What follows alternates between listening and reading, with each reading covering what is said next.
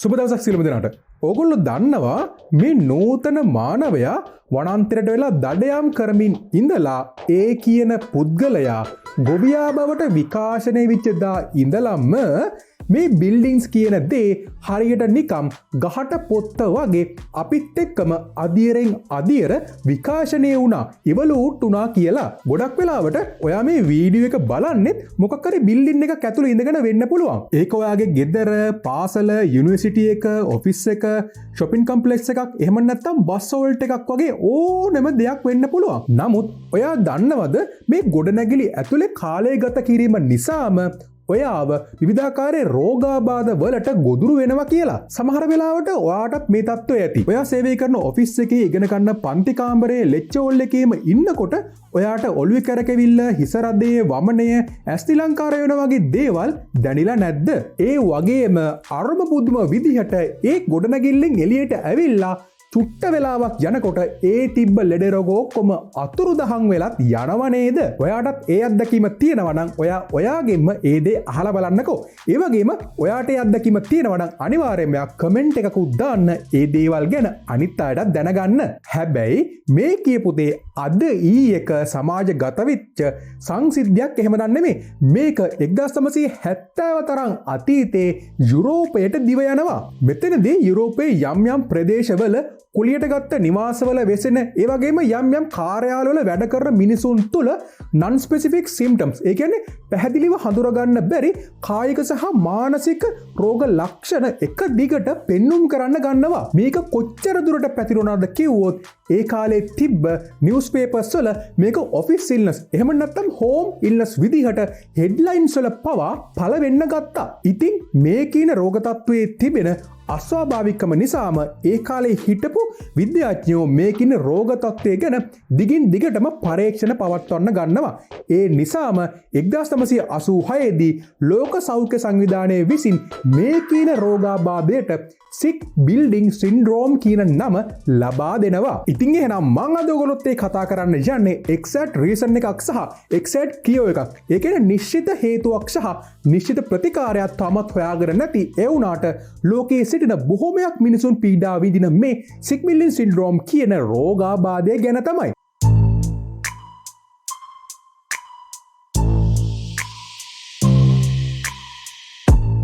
හරි, අපි පටන් ගමු අපේ කතාබහ.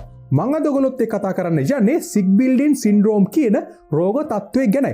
ඔය කියන රිසර්ච් ටොපික් එක ඉංජිනියරින්, මෙඩිසින්, සෝෂියොලොජි සහ සයිකොලොජි කියන විවිධාකාරයේ පැතිකඩවල් වලට ලස්සන නැඹුරුතාවයක් දක්වනවා. ඉතින් මුලින්ම මට මෙතනදී කියන්න ඕනේ ඔයාත් නොදන්නවා වුණාට, ඒ කියන්නේ ඔයාට තියෙන මේ සික් බිල්ඩින් සින්ඩ්‍රෝම් කියලා ඔයා දන්නේ නැති වුණාට සමහර වෙලාවට ඔයා නොදැනුවත්වම මේ කියන රෝගාබාධයෙන් පීඩා විඳින්නත් පුළුවන්. මේ වීඩියෝ එක නරඹනකොට ඔයාට තේරෙයි ඔයාටත් මේ සික් බිල්ඩින් සින්ඩ්‍රෝම් කියන දේ තියෙනවා. එහෙම නැත්නම් තිබිලා තියෙනවා නේද කියලා. ඉතින් මෙතන තියෙන විශේෂ දේ තමයි රෝග ලක්ෂණ දැක ගන්න පුළුවන් වෙන්නේ ඇතම් ගොඩනැගිලි ඇතුළේ සේවය කරන, ඉගෙන ගන්න, එහෙම නැත්නම් ජීවත් වෙන පුද්ගලයන් තුල තමයි.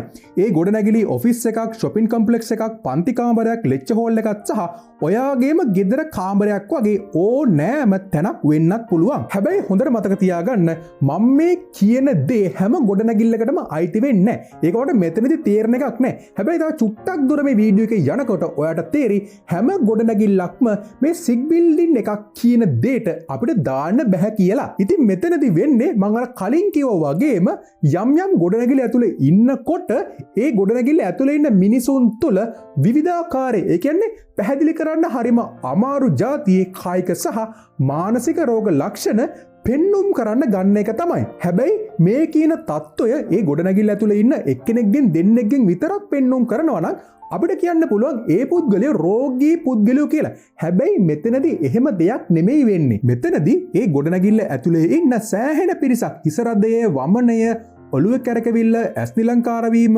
හුස්ම ගැනීමේ අපහසුතා, ඇදුම, නිදිමත, නාසය සහ උගුරාසිත අපහසුතා වගේ එකකට එකක් වෙනස් රෝග ලක්ෂණ පෙන්වන්න ගන්නවා. ඒ විතරක් නෙමෙයි, ඔය කිව්ව කායික රෝගවලට අමතරව පොඩි දෙයකට තරහ යාම, මානසික ආතතිය, කරන වැඩේ එපායම වගේ මානසික ව්‍යාකූලතා පවා මේ අය අතරින් දක්නට ලැබෙනවා. නමුත් ඇත්තටම මේ පෙන්වන රෝග ලක්ෂණ නෙමෙයි මෙතන තියෙන පුදුමට කාරණේ. මෙතන තියෙන පුදුම සහගත දේ වෙන්නේ මේ මිනිස්සු මේ බිල්ඩින් එකෙන් එළියට ගිය ගමන් විනාඩි ගාණක් ඇතුළත බොහෝ වෙලාවට මේ කියන හැම රෝග තත්ත්වයක්ම අතුරු දහන් වෙලා යනවා කියන එක. ඒ කියන්නේ ඒ මිනිස්සු ලෙඩ වෙන්නේ මේ බිල්ඩින් එක ඇතුලේ ඉන්නකොට විතරයි. බිල්ඩින් එළියට ආපු ගමන් ලෙඩ ඔක්කොම සුව වෙනවා. ඉතින් අන්න ඒ නිසාම මේ සම්බන්ධව රිසර්ච් කරන රිසර්චර්ස්ට තේරෙනවා මෙතන තියෙන්නේ ඒ ගොඩනැගිල්ල ඇතුලේ තියෙන මොකක් හරි ගැටලුවක් කියලා. ඇත්තටම ඔයාලට මේක බැලූ බැල්මටම එහෙමයි කියලා තේරෙනව නේද? ඒක එහෙම නෙමෙයි නම් ඔයා ඒ ගොඩනැගිල්ල ඇතුළට ගිය ගමන් රෝගී වෙන්නත් ගොඩනැගිල්ලෙන් එළියට ආපු ගමත් රෝගී තත්ත්වයන් අතුරුදහන් වෙන්නත් හේතුවක් නෑනේ. අන්න ඒ හේතුව නිසාම තමයි 1986 දී ලෝක සෞඛ්‍ය සංවිධානය විසින් මේ කියන රෝග තත්ත්වයට සිග්බිල්ඩින් සින්ඩ්‍රෝම් කියන නම ලබා දෙන්නෙත්. ඉතින් ඇත්තට මේක මාරම තත්ත්වයක් නෙමෙයිද? අද වගේ මේ සයින්ටිෆික් රිසර්ච් දියුණු කාලෙක නෙමෙයි නම් ඒ යුගයේ හිටපු මිනිස්සු කියන්න පුළුවන් ඔය බිල්ඩින් එකට අරක් අරන් ඉන්න භූතයෙක්, ඔය බිල්ඩින් එකට අරක් අරන් ඉන්න යක්ෂාත්මයක්, ඔය බිල්ඩින් එකට කරපු සාපයක් නිසා තමයි ඔය බිල්ඩින් එක ඇතුළට යන මිනිස්සු ලෙඩ වෙන්නේ කියලා. හැබැයි දැන් ඒ වගේ මිත්‍යා මතවලට තියෙන ඉඩ ගොඩක් අඩුයි. දැන් වර්තමානයේදී මේ සයන්ස් ඇන්ඩ් ටෙක්නොලොජි වල දියුණුවත් එක්කම මේ කියන රෝගාබාධයට හේතු භූත වෙන කාරණා හොයා ගන්න අපේ රිසර්චර්ස්ලා රිසර්ච් දියත් කරන්න පෙළඹෙනවා. ඇත්තම කිව්වොත් මේ කියන රෝග ලක්ෂණ රිසර්චර්ස්ලා තුලිනුත් පෙන්වන්න පටන් ගන්න නිසා මේ සිග්බිල්ඩින් සින්ඩ්‍රෝම් කියන දේ ලෝකයේ තුල තියෙන ලීඩින්ම රිසර්ච් ටොපික් එකක් බවට පත් වෙනවා. මෙතනදී ලංකාවේ තියෙන හද්ද පරණ කිසිම ප්‍රමිතියකින් තොර බිල්ඩින්ග්ස් ඇතුලේ සේවය කරන කෙනෙක් නම් ඔයා දන්නව ඇති මම මේක කියන්නත් කලින් මේක මොන වගේ දෙයක්ද කියලා. හැබැයි අවාසනාවකට තවමත් ලංකාව ඇතුලේ මේ සිග්බිල්ඩින් සින්ඩ්‍රෝම් කියන ටොපික් එක යටතේ රිසර්ච් කරන්නේ ඉතාමත්ම අඩුවෙන් තමයි. රිසර්ච් කෙරුණත් ඒවට අදාළ අවුට්කම්ස් වලින් ප්‍රයෝජන ගන්නේ නැති තරම්. ඒ වුණාට ලංකාවේ තියෙන බහුතරයක් බිල්ඩින්ග්ස් වල ඉන්න මිනිස්සු මේ කියන සිග්බිල්ඩින් සින්ඩ්‍රෝම්ස් වලින් පීඩා විඳිනවා. මං ඒක අත්දැකීමෙන්ම දන්නවා. මගේ අත්දැකීම තව චුට්ටකින් මං ඔයාලට පෙන්නන්නම්. ලංකාවේ තත්ත්වයේ එහෙම වුණාට ලෝකෙ පුරාම තියෙන යුනිවර්සිටිස් වල ඉන්ජිනියරින්, ආකිටෙක්චර්, මෙඩිසින්, සයිකොලොජි, සෝසියොලොජි වගේ විවිධ සබ්ජෙක්ට්ස් ඒරියාස් වල රිසර්ච් කරන රිසර්චර්ස්ලා මේ සිග්බිල්ඩින් සින්ඩ්‍රෝම් කියන රෝගය ගැන දිගින් දිගටම ලේටස්ට් ටෙක්නොලොජි එක යොදාගෙන රිසර්ච් කරනවා. එයාලගේ රිසර්ච් වල research finding, journal article, review papers, book chapters, books, conference papers වගේ සියලුම රිසර්ච් අවුට්පුට් වශයෙන් ඒගොල්ලෝ පබ්ලිෂ් කරලා තියෙනවා. කෙසේ නමුත් ඒ සියලුම රිසර්ච් ඩේටා වලට අනුව හිසරදයකට පැනඩෝල් පෙත්තක් ගන්නවා වගේ සිග්බිල්ඩින් සින්ඩ්‍රෝම් එකට අදාළ වෙන එක්සැක්ට් කියෝ එකක්.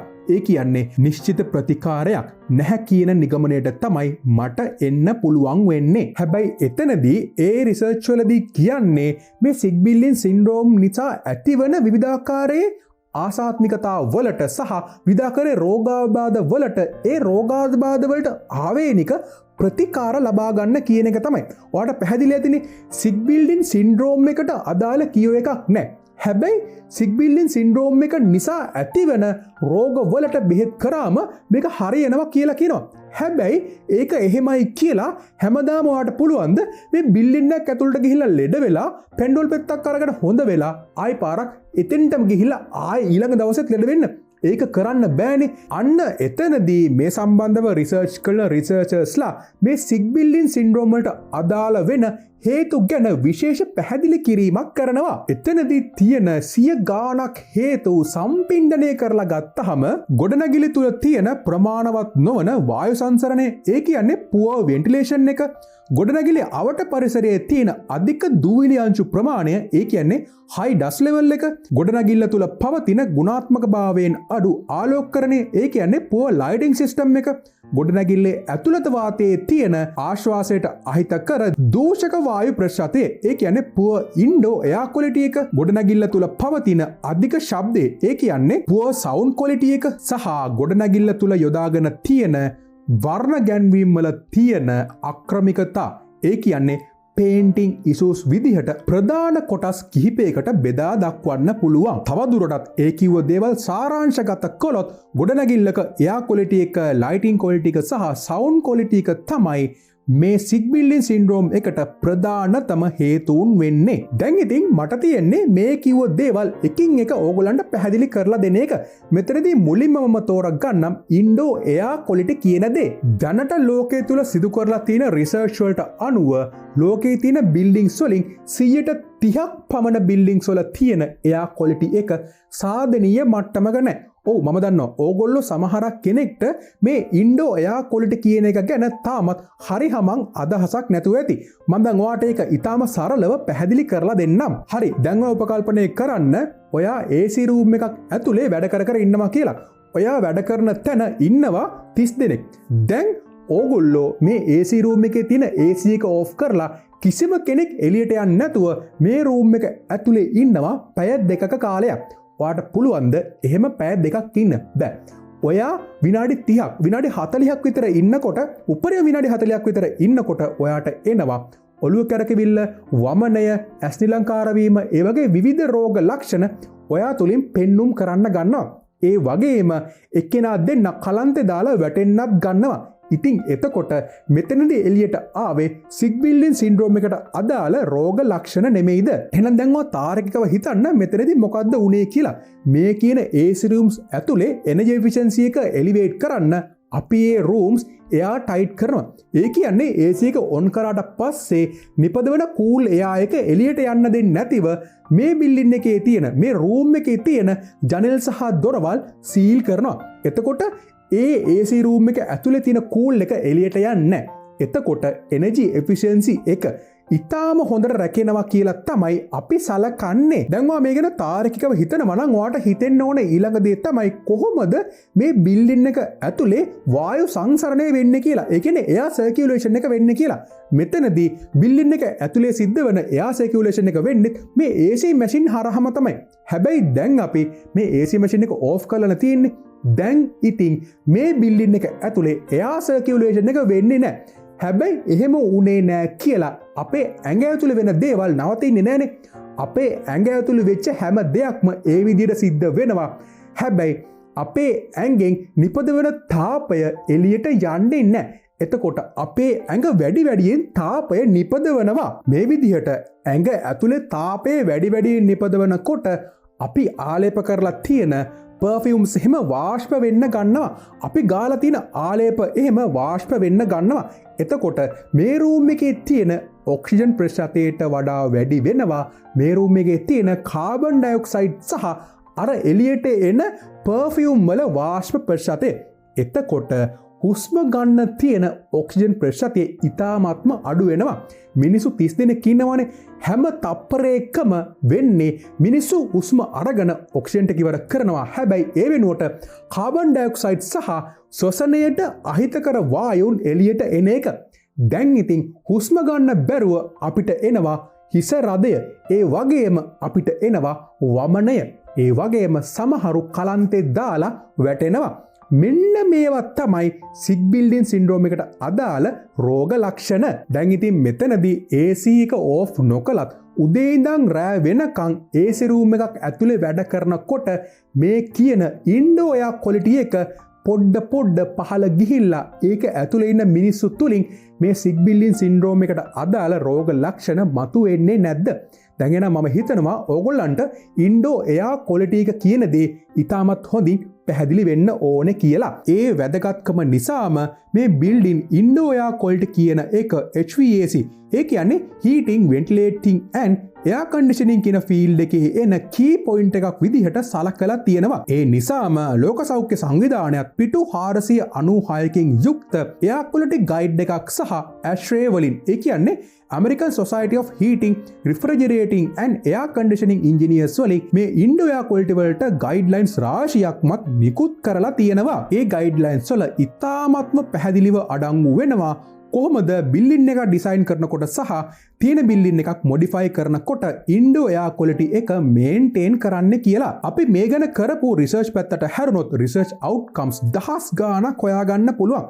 ඒ වගේ පැහැදිලිව සඳහන් වෙනවා බිල්ඩින් එක ඇතුලේ කාබන් ඩයොක්සයිඩ් ලෙවල් එක ඉහළ යාම අපි යූස් කරන පර්ෆියුම් සහ ආලේපනවල ඔඩ එක වාතයට මුසු වීම කාමරේ ඇතුලේ තියෙන ප්‍රින්ටර්ස් වලින් ෆැක්ස් මැෂින්ස් වලින් පිටවන කාබන් අංශු සහ විෂවායු ඉන්ඩෝ අයා එකත් එක්ක මුසුවීම සහ AC මැෂින්ස් වල ෆිල්ටර්ස් නිසියාකාරව වැඩ නොකිරීම නිසා මේ ඉන්ඩෝ අයා ක්වොලිටි එක මිනිසාට අහිතකර විදිහට සකස් වෙලා ඒ බවුන්ඩරීස් ඇතුලේ ඉන්න අයට හිසරදය වමනය කරකවිල්ල වගේ රෝග ලක්ෂණ සහ විවිධාකාරයේ මානසික රෝග ලක්ෂණ පවා ඇති කරවනවා කියලා. හැබැයි මේක සෙල්ලමකට ගන්න හොඳ දෙයක් නෙමෙයි. මම මේ පැහැදිලි කරපු ජාතියේ සික් බිල්ඩින් සරවුන්ඩින්ස් ඇතුලේ දිගින් දිගටම වැඩ කරලා මානසික සෞඛ්‍ය පිරිහීමට ලක්විච්ච එක නිසාම සියදිවි හානි කරගත්ත අවස්ථා ගැන සඳහන් වෙන කේස් ස්ටඩිස් පවා මම අධ්‍යයනය කරපු රිසර්ච් ඩේටා ඇතුලෙන් මට හොයාගන්න හම්බ වුණා. එතකොට හොඳටම තේරුම් ගන්න ඕනේ ඔයා මේක සුළුවෙන් තකන්න පුළුවන් දෙයක් නෙමෙයි. මේක දරුණුවට කියොත් ඉතාම මාරාන්තික දෙයක් වෙනවාමයි. හරි එහෙනම් දැන් මම ඔයගොල්ලොත් කතා කරේ සික් බිල්ඩින් සින්ඩ්‍රෝම් එකට අදාළ වෙන ඉන්ඩෝ එයා ක්වොලිටි ගැනනේ. මේ වගේම සික් බිල්ඩින් සින්ඩ්‍රෝම් එකට අදාළ වෙන හේතුභූත වන ඊළඟ වැදගත්ම කාරණයක් වෙන්නේ poor lighting quality එක. ඔයාට අනිවාර්යයෙන් මේ කියන දේ ගැන අත්දැකීම් තියෙනවා. ඔයා නිකමට හිතන්න ඔයාගේ ඇස් දෙකට අමාරු lighting condition එක. ඒ කියන්නේ ආලෝක තත්වයක් යටතේ පැය ගාණක් වැඩ කරාම කොහොමද ඔයාගේ ඔළුවට දැනෙන්නේ කියලා? අමුතුවෙන් කියන්න ඕනේ නෑනේ. ඔළුව කැරකෙවිල්ල, වමනේ, හිස රදේ වගේ රෝග අනිවාර්යයෙන්ම ඔයාට මේ නිසා ඇති වෙන්න පුළුවන්. අන්න ඒ නිසාම අපේ ඇස් දෙකට අමාරු අපේ ඇස් දෙකට ගැලපෙන්නේ නැති ලයිටිං කන්ඩිෂන් එක. ඒ කියන්නේ ආලෝක තත්වයක් යටතේ වැඩ කරන නිසාම මේ සික් බිල්ඩින් සින්ඩ්‍රෝම් වලට මිනිස්සු ලක් වෙනවා කියලා මේ සම්බන්ධව රිසර්ච් කරපු රිසර්චර්ස්ලාගේ රිසර්ච් අවුට්කම්ස් වලදී ඉතාම පැහැදිලිව සඳහන් වෙනවා. ඇත්තට මේ දේ වෙන්නේ බිල්ඩින් එක ඩිසයින් කරනකොට බිල්ඩින් ඉන්ටර්නල් ලයිටිංස් ගැන කිසිම දැනුමකින් තොරව කිසිම තැකීමකින් තොරව බිල්ඩින් ඩිසයින් කරන නිසා තමයි. ඉන්ඩෝ එයා ක්වොලිටිකට ගයිඩ්ලයින්ස් තියෙනවා වගේම ඉන්ඩෝ ලයිටිං වලටත් ගයිඩ්ලයින්ස් තියෙනවා. දක්ෂ ඩිසයිනර් කෙනෙක් ගෙයක් ඩිසයින් කරනකොට බිල්ඩින් එක ඩිසයින් කරනකොට එයාගේ ඍජු අවධානය යොමු කරන තවත් එක පැත්තක් තමයි ඉන්ඩෝ ලයිටිංස් කියන්නේ. එතකොට එයා ඉන්ඩෝ ලයිටික්ස් ඩිසයින් කරන්නේ මේවට අදාළ ගයිඩ්ලයින්ස් වලට අනුව තමයි. නමුත් මේ කිව්ව ඉන්ඩෝ ලයිටින් ඩිසයින් එක මැනුවල් කරන එක ගොඩක් ලොකු කාලයක් ගත වෙන දෙයක්. ඒ නිසාම මේ ඉන්ඩෝ ලයිටින් ඩිසයින්ස් කරන්න අදාළ වෙන සොෆ්ට්වෙයාර් විදිහට ඩයලොක්සිවෝ සහ ඩිසයින් බිල්ඩර් කියන සොෆ්ට්වෙයාර් පාවිච්චි කරන්නත් පුළුවන්. මෙතන ඩයලොක්සිවෝ විශේෂ වෙන්නේ ඉන්ඩෝ ලයිටින්ස් වලට. හැබැයි මෙතන මං කිව්ව ඩිසයින් බිල්ඩර් සොෆ්ට්වෙයාර් එක ලයිටින් ඩිසයින් සහ HVAC ඩිසයින්ස් වලටත් යොදා ගන්න පුළුවන්. ඉතින් බලන්න අපි පොඩ්ඩක්වත් තකන්න නැති මේ ලයිටිං කන්ඩිෂන්ස් නිසාම අපි මේ සික් බිල්ඩින් සින්ඩ්‍රෝම් වල ගොදුරු බවට පත්වන එක. මේක ඔෆිස් එකක් තුළ විතරක් නෙමෙයි. ඔයාගේ බෙඩ්රූම් එකේ ඔයා පාඩම් කරන පාඩම් මේසේ පවා තියෙන්න පුළුවන්. ඔයා හිතන්න ඔයා පාඩම් කරන්නේ ඇසට හොඳ නැති ලයිට් එකකින් කියලා. එහෙම පාඩම් කරනකොට ඔයාගේ ඔළුව රිදෙන්න ගන්නවා. ඔයා ගොඩක් වෙලාවට පාඩම් කරනවා නම් ඔයා එකට යොදා ගන්න ඕනේ ඇසට සෞම්‍ය ලයිට් එකක් තමයි. එහෙම නැත්තම් අනිවාර්යයෙන්ම ඔයා සික් බිල්ඩින් සින්ඩ්‍රෝම් වලට අදාළ රෝග ලක්ෂණ පෙන්눔 කරන කෙනෙක් බවට පත් වෙනවාමයි. හරි. එහෙනම් මම ඔයගොල්ලොත් කතා කරලා තියෙන්නේ ඉන්ඩෝ එයා ක්වොලිටි එක සහ ඉන්ඩෝ ලයිටින් ක්වොලිටි එක ගැන. එහෙනම් දැන් මට ඔයගොල්ලොත් කතා කරන්න තියෙන්නේ ඉන්ඩෝ නොයිස් ක්වොලිටි එක. ඒ කියන්නේ ඉන්ඩෝ සවුන්ඩ් ක්වොලිටි එක ගැන තමයි. ඊටාම සරලව ගත්තොත් මෙතන වෙන්නේ අපේ කන් වලට අමාරු. ඒ කියන්නේ අපිට අහන් ඉන්න බැරි ඉරිටේටිව් නොයිසස් වලට දිගින් දිගටම අපි පාත්‍ර වීම, නිරාවරණය වීම නිසා විවිධාකාරයේ ශ්‍රවණ අක්‍රමණිකතා, ඒ වගේම හිස රදේ, වමනේ, කරකවිල්ල වගේ රෝග ලක්ෂණ අපි තුලින් පෙන්눔 කරන්න ගන්න එක තමයි. නිකන් හිතන්නකෝ ഘോഷාකාරී කර්මාන් ශාලාවක එක දිගට වැඩ කරනකොට ඔයාගේ ඔළුවත් යකාගේ කම්මල වගේ වෙන්නේ නැද්ද කියලා. දැන් එහෙනම් මම හිතනවා ඔයාට හොඳටම පැහැදිලි ඇති කියලා මේ සික් බිල්ඩින් සින්ඩ්‍රෝම් එකට හේතු වන ගොඩනැගිලි වල තියෙන දුර්වලතා ගැන. ඉතින් එහෙනම් මේ ගොඩනැගිලි ඇතුලේ සේවය කරන මිනිසුන්ගේ ඔප්ටිමම් අවුට්පුට් එක ලබා ගන්න නම් ඒ මිනිසුන්ව අනිවාර්යයෙන්ම මේ සික් බිල්ඩින් සින්ඩ්‍රෝම් කියන එකේ මුදව ගන්න ඕනේ. එහෙමත් නැත්නම් ඒ මිනිස්සු වැඩ කරන්නේ තරහින්. ඒගොල්ලෝ හැම වෙලාවෙම ඔළුව කැක්කුම් වැඩ කරනවා නම් ඒගොල්ලෝ වැඩ කරන්නේ තරහින්. එතකොට ඒගොල්ලන්ගෙන් ඔප්ටිමම් අවුට්පුට් එක එන්නේ නැහැ. එහෙම ඒගොල්ලන්ගෙන් ඔප්ටිමම් අවුට්පුට් එක එන්නේ නැහැ කියන එක ඒ ගොඩනැගිල්ලේ අයිතිකාරයට, ඒ බිස්නස් එකේ ඕනර්ට වෙන පාඩුවක් තමයි. එහෙනම් ඒ බිස්නස් එකේ ඕන තමගේ ව්‍යාපාරය දියුණු කරගන්න නම් අනිවාර්යයෙන්ම ඒක ඇතුලේ වැඩ කරන මිනිසුන්ට ඉතාම සතුටින් ඉතාම සාමකාමීව ඒ මිනිසුන්ගේ ඔළුවට අමාරුවක් නැතිව සැහැල්ලුවෙන් වැඩ කරන්න පුළුවන් සික් බිල්ඩින් සින්ඩ්‍රෝම් එකෙන් තොර එන්වයරන්මන්ට් එකක් හදලා දෙන්නම ඕනේ. ඉතින් එහෙනම් ඔයාලට හොඳටම පැහැදිලි වෙන්න ඕනේ මෙතනදී කරන්න තියෙන දේ අර ලෙඩ වෙන මිනිසුන්ට ප්‍රතිකාර කරනවටත් වඩා අර බිල්ඩින්ස් ඇතුලේ තියෙන ගැටලු වලට විසඳුම් සැපයීම කියලා. මෙතනදී මුලින්ම අවධානය දෙන්න ඕනේ ඉන්ඩෝ එයා ක්වොලිටි එකට. මේ ගොඩනැගිල්ල ඇතුලේ නිසියාකාර වායු සංසරණයක් වෙන්නේ නැත්නම් මේක ඇතුලේ ඉන්න මිනිසුන්ට හරියට හුස්ම ගන්න පුළුවන් වෙන්නේ නැහැ. හරියට හුස්ම ගන්න වෙන්නේ නැහැ කියන්නේ අනිවාර්යයෙන්ම ඒ මිනිස්සු ලෙඩ වෙනවා. මේ කියන සරවුන්ඩින් එක එයා කන්ඩිෂන් සරවුන්ඩින් එකක් නම් ඔයා මේ AC මැෂින්ස් නිසි ආකාරව මේන්ටේන් කරන්න ඕනේ. අපිට නොපෙනුනාට මේ AC මැෂින්ස් ඇතුලේ දිරිල සහ බැක්ටීරියා වර්ධනය වෙනවා. ඒ දිරිල සහ බැක්ටීරියා වර්ධනය වුණාම ඒ රිෆ්‍රිජරන්ට් එයා එකත් එක්ක ඒ එයා කන්ඩිෂන් එක ඇතුලේ තියෙන දිරිල සහ බැක්ටීරියා ඇවිල්ලා අපේ මේ ඉන්ඩෝ එකත් එක මුසු වෙනවා. එහෙම ඉතින් බැක්ටීරියා සහ දිලිර මේ ඉන්ඩෝ එකත් එක මුසු වුණා කියන්නේ අනිවාර්යයෙන්ම අපි උස්ම ගන්නකොට අපේ ඇඟ ඇතුළට ඒ දිලිලි සහ බැක්ටීරියා යනවා. ඉතින් අහන්නත් දෙයක් නෙමෙයිනේ. ඒ වායුව උස්ම ගන්න මිනිස්සු අනිවාර්යයෙන්ම ලෙඩ වෙලා ඒගොල්ලෝ තුලින් සික් බිල්ඩින් සින්ඩ්‍රෝම් එකට අදාළ සිම්ප්ටම්ස් පෙන්වන්න ගන්නවා. ඒ නිසා අනිවාර්යයෙන්ම AC මැෂින්ස් ඇතුළේ තියෙන ෆිල්ටර් සුද්ධ කරලා AC මැෂින්ස් නිසි ආකාරයෙන් පවත්වාගෙන යන්න ඕගොල්ලෝ වග බලා ගන්න ඕනේ. ඊළඟට ඕගොල්ලන්ගේ වර්කින් ස්පේස් එක ෆෑන් කූල්ඩ් ඒරියා ගන්න. ඒ කියන්නේ ඕගොල්ලෝ දාඩිය නිමා ගන්න ෆෑන් කරකෝල නම් අනිවාර්යයෙන්ම පුළුවන් තරම් ඒ ස්පේස් එකට ස්වභාවික වාතාශ්‍රය ලැබෙන්න ඉඩ පහසුකම් සලසන්න ඕනේ. ඔයා හොඳටම දන්නවනේ ඉරේලිය කියන්නේ අපිට ස්වභාධර්මය ලබා දෙන ඉතාම හොඳ විස බීජ නාශකයක් තමයි. මෙතනදී ඔයාගේ වර්කින් එන්වයරන්මන්ට් එක AC එන්වයරන්මන්ට් එකක් වුණත් ඔයාගේ වර්කින් එන්වයරන්මන්ට් එක ෆෑන් කූල්ඩ් එන්වයරන්මන්ට් එකක් වුණත් අනිවාර්යයෙන්ම සති දෙකකට වතාවක්වත් ඔයාගේ ඒ වර්කින් එන්වයරන්මන්ට් එක ඇතුළට හොඳ ඉරුවෙලියක් ලැබිලා ඒක ඇතුලේ තියෙන බැක්ටීරියා සහ වෛරස ඒ ඉරෙලිය මගින් නාශනය කරන්න ඉඩ දෙන්නම ඕනේ. එහෙම කළොත් ඔයාට පුළුවන් ඔයා වැඩ කරන වර්ක් ස්පේස් එක ඇතුලේ ඉතාම හොඳ ඉන්ඩෝ එයා ක්වොලිටි එකක් මේන්ටේන් කරගන්න. මේක වර්ක් ස්පේස් එකට විතරක් අදාළ වෙන දෙයක් නෙමෙයි. ඔයාගේ කාමරයටත් මේ දේ අදාළ වෙනවා. ඔයා කාමරේ ජනෙල් එහෙම අරින්න නැතුව ජනෙල් වල ඔක්කොම වහගෙන ඒක ඇතුලේ ජීවත් වෙනවා නම් ඔයා අනිවාර්යයෙන්ම ලෙඩෙක් වෙනවා. ඒ නිසා ඔයා හොඳට මතක තියාගන්න ඔයාගේ කාමරේ ජනෙල් එහෙම ඇරලා කාමරේ ඇතුළට ඉරේලිය එන්න සලස්වන්න. එහෙම වුණොත් ඔයාට කිසිම වියදමකින් තොරව කාමරේ බැක්ටීරියා හරණය කරගන්න පුළුවන් මේ ස්වභාවිකව ලැබෙන ඉරේලිය පාවිච්චි කරලා. දැන් ඔයාට කියන්න මගේ අත්දැකීම. මම අවුරුදු 2-3කට කලින් යුනිවර්සිටි එකක වැඩ කරනකොට අපිට වැඩ කරන්න තිබ්බ එක්තරා විදිහක ලැබ් එකක. ඇත්තට මේ ලැබ් එක ඩිසයින් කරලා තිබ්බේ AC කරන්න. හැබැයි අපි මේ ලැබ් එක ඇතුළට යනකොට ඒ ලැබ් එක AC කරලා තිබුණේ නැහැ. ඒ වෙනුවට මේ මුළු සීල්ඩ් එන්වයරන්මන්ට් එකම කූල් කරේ ෆෑන් 3ක් දාලා තමයි.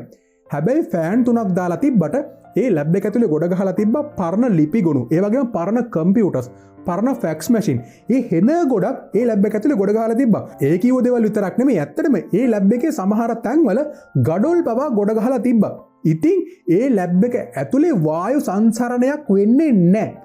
අපිට දාඩිය දාන හින්දා අපි ෆෑන් දාගත්තට ඒ ඇතුලේ කරකැවෙන වාතය එළියට යන්න විදිහක් නැහැ. ඉතින් ඇත්තටම අපිට බෑ ඒ ලැබ් එක ඇතුලේ පැය භාගයකට වඩා එක දිගට වැඩ කරන්න. අපි කරන්නේ එක එකනා එළියට ගිහිල්ලා විනාඩි 10ක් විතර හොඳට හුස්ම අරගෙන ආයෙ පාරක් ලැබ් එක ඇතුලට එනවා. ඇත්තටම ඒ කාලේ අපි හැමෝම හිටියේ මාර හිසරදයකින්. ඒ කියන්නේ ලැබ් එක ඇතුලේ වැඩ කරනවට වඩා හොඳයි අපි ඇත්තටම ලැබ් එකෙන් පන්නනවා නම් කියලා තමයි අපි හිතන් හිටියේ. වැඩ කරන්න බෑ මාර අමාරුවෙන් තමයි අපි මේ කාලේ වැඩ කරේ. ඉතින් ඔයා දැන් එතනදී තේරුම් ගන්න ඕන දේ තමයි ඉන්ඩෝ එයා ක්වොලිටි එක අප්සෙට් වුණොත් මිනිස්සෙක්ට ඒ එන්වයරන්මන්ට් එක ඇතුලේ වැඩ කරන්න බෑ කියන එක. මම මේ කිව්ව එක ලැබ් එකක් ගැන විතරනේ. මේ වගේ ඕන තරම් ඔෆිස් තියෙනවා ලංකාවේ. මේ ඉන්ඩෝ එයා ක්වොලිටි කියන එකක් නැත්තටම නැති වෙච්ච. ඉතින් හිතන්න ඕකේ වැඩ කරන මිනිස්සු කොහොමද වැඩ කරන්න කියලා. ඒ මිනිස්සු කේන්තියෙන් නම් වැඩ කරන්නේ ඒ කරන වැඩේ ප්‍රතිබලදායක වෙන්නේ තමයි.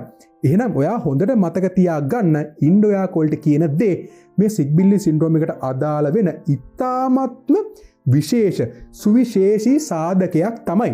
හරි. දැන් එහෙනම් ඔයා දන්නවා කොහොමද ඉන්ඩෝ එයා ක්වොලිටි එක මේන්ටේන් කරන්න කියලා. එහෙනම් දැන් මම ඔයාලට කියලා දෙන්න යන්නේ සිග්බිල්ලින් සින්ඩ්‍රෝම් එක මගහරවා ගන්න විදිහට කොහොමද ඉන්ඩෝ ලයිටින් ක්වොලිටි එක මේන්ටේන් කරන්න කියලා.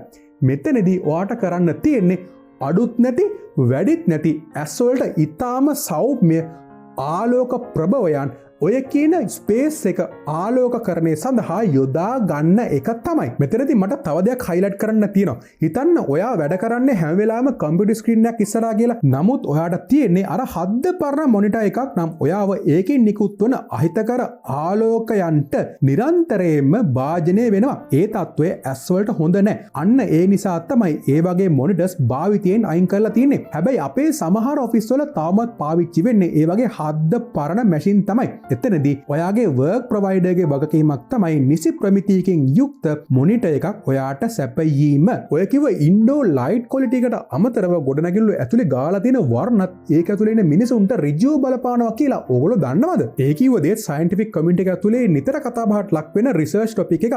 මෙතනදී කරන්න ඕනේ බිල්ඩින් එකක් ඇතුලේ ඇත්තටම ගොඩනැගිල්ලක් ඇතුලේ පාට ගානකොට ඇසට සෞම්‍ය වර්ණ ආලේප කරන එක තමයි. ඔය කිව්ව දේ ඉන්ටීරියර් ඩිසයින් වල එන ඉතාම වැදගත් කී ටොපික් එකකුත් වෙනවා. හැබැයි අද වීඩියෝ එක ඇතුලේ මට මේ ඉන්ටීරියර් ඩිසයින් වල එන පේන්ටිං තියරිස් ගැන ඔක්කොම දේවල් ඔයාට කියලා දෙන්න විදිහක් නැහැ. මම කෙටියෙන් කියන්නම්කෝ.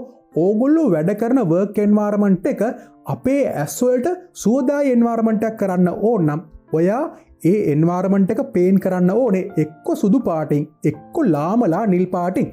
ඒක එහෙමයි කියලා ඔයාට ඕන තරම් දත්ත රිසර්ච් පේපර්ස් වලින් හොයාගන්නත් පුළුවන්. මම මේ ඔයගොල්ලන්ට මේ දේ කිව්වෙත් රිසර්ච් පේපර්ස් ගොඩාක් අධ්‍යයනය කරලා තමයි. හරි. දැන් එන ඔයාට ඉතාම හොඳින් තේරෙන්න ඕනේ කොහොමද මේ සිග්බිල්ලින් සින්ඩ්‍රෝම් එකට පිළියම් කරන්න කියලා. හැබැයි ඔයා හිතන්න එපා මම මේ කිව්ව දේවල් අදාළ වෙන්නේ ඔෆිස් බිල්ඩින් එකට විතරයි කියලා. මේ කිව්ව හැම දෙයක්ම ඔයාගේ කාමරයටත් අදාළයි. හිතන්න ඔයාගේ කාමරේ ජීවිතයට ඉරේලේ වැටෙන්නේ නැති පුස් ගඳ ගහන කාමරයක් කියලා. ඔයාගේ කොට්ට මෙට්ට කිසිම දෙයක් ඔයා ජීවිතයට අවුල් දාලා වෙලන්නේ නැහැ කියලා හිතන්නකෝ. එතකොට ඔයා ජීවත් වෙන්නේ සිග්බිල්ලින් සරවුන්ඩින් එක තමයි. සිග්බිල්ලින් සරවුන්ඩින් එක ජීවත් වෙන ඔයා නොදැනුවත්වම සිග්බිල්ලින් සින්ඩ්‍රෝම් එකේ ගොදුරක් බවට පත් වෙලා ඉවරයි. ඉතින් ඔයාට පුළුවන් මේ සිග්බිල්ලින් සින්ඩ්‍රෝම් එකට අදාළ පිළියම් ඔයාගේ කාමරේ ඇතුළේදීම කරලා යොදා ගන්න. මෙතනදී මට හයිලයිට් කරන්න ඕන තව දෙයක් තියෙනවා. අපේ රටේ තියෙන බහුතරයක් බිල්ඩින්ග්ස් සිග්බිල්ඩින් සරවුන්ඩින්ස් බවට පත් වෙලා තියෙන්නේ ඒ බිල්ඩින්ග්ස් නිසි ආකාරයෙන් මේන්ටේන් කරන්නේ නැති නිසා තමයි. නඩත්තු කරන්නේ නැති නිසා තමයි. මේ බිල්ඩින් මේන්ටේනන්ස් කියන දේ පීරියඩික් මේන්ටේනන්ස් සහ රුටීන් මේන්ටේනන්ස් කියලා අපිට තත්ත්ව දෙකකට කැටගරිස් දෙකකට වෙන් කරන්න පුළුවන්. හරියට මේන්ටේන් කරන බිල්ඩින් එකක වර්කින් කන්ඩිෂන් එක හැමදාම එක විදිහට තියෙනවා. නමුත් හදලා ලස්සනට පීත්තපටියක් කපලා ඕපන් කරාට පස්සේ මලාට මේන්ටේන් කරන්න නැති බිල්ඩින් එකක් කියන්නේ ඉතින් සිග්බිල්ලින් සින්ඩ්‍රෝම් වලට තෝතැන්නක්ම තමයි. ඒ නිසා සිග්බිල්ලින් සින්ඩ්‍රෝම් වලින් මිදෙන්න බිල්ඩින් මේන්ටේනන්ස් කියන්නේ කී ෆැක්ටර් එකක් කියලා හොඳින් මතක තියාගන්න ඕනේ. ඉතින් එහෙනම් දැන් මම හිතනවා ඕගොල්ලන්ට මේ සිග්බිල්ලින් සින්ඩ්‍රෝම් ගැන සහ සිග්බිල්ලින් සින්ඩ්‍රෝම් එක මග හැරවා ගන්න කරන්න ඕනේ හැම දෙයක් ගැනම ඉතාම හොඳ අවබෝධයක් තියෙනවා කියලා. නමුත් මේ කියන මොනවක් කළත් ඔයා පැය 24ෙම 365 දවසෙම ඉන්නේ කොන්ක්‍රීට් වනාන්තරයක් ඇතුලේ නම් ඔයා මොනවක් කළත් ඔයාව ගොඩක් වෙලාවට සිග්බිල්ලින් සින්ඩ්‍රෝම් වල ගොදුරක් බවට පත් වෙනවාමයි.